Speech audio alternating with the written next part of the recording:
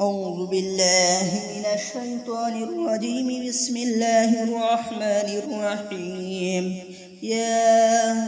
أيها المزمل قم الليل إلا قليلا نصفه أو انقص منه قليلا أو زد عليه ورتل القرآن ترتيلا إنا سنلقي عليك قولا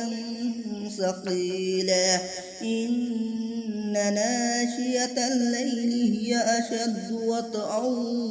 وأقوم قيلا إن لك في النهار سبحا طويلا واذكر اسم ربك وتبتل إليه تبتيلا رب المشرق والمغرب لا إله إلا هو فاتخذه وكيلا واصبر على ما يقولون واهجرهم هجرا جميلا وذرني والمكذبين أولي النعمة ومهلهم قليلا إن لدينا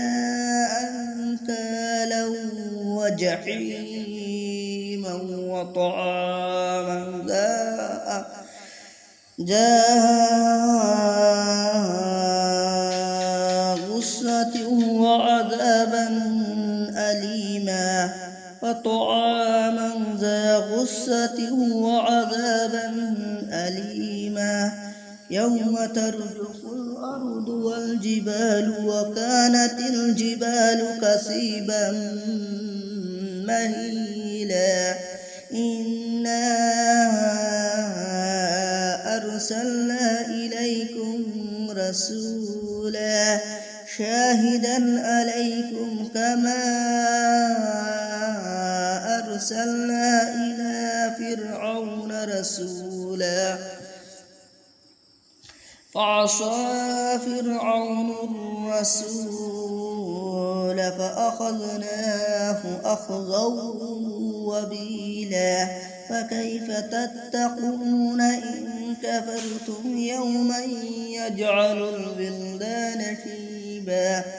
السماء منفطر به كان وعده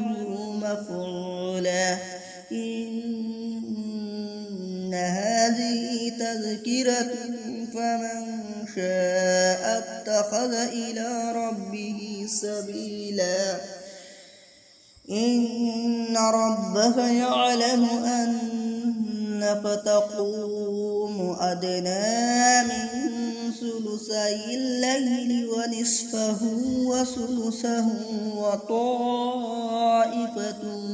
من الذين معك والله يقدر الليل والنهار علم أن لن تحصوه فتاب عليكم فاقرؤوا ما تيسر من القرآن علم أن سيكون منكم مرضى وآخرون يضربون في الأرض ويبتغون من فضل الله وآخرون يقاتلون في سبيل الله فاقرؤوا ما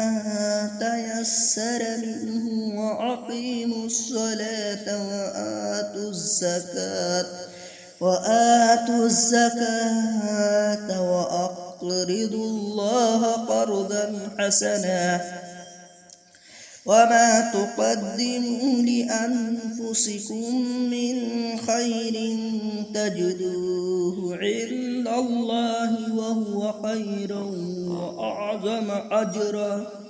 واستغفروا الله إن الله غفور رحيم صدق الله العظيم.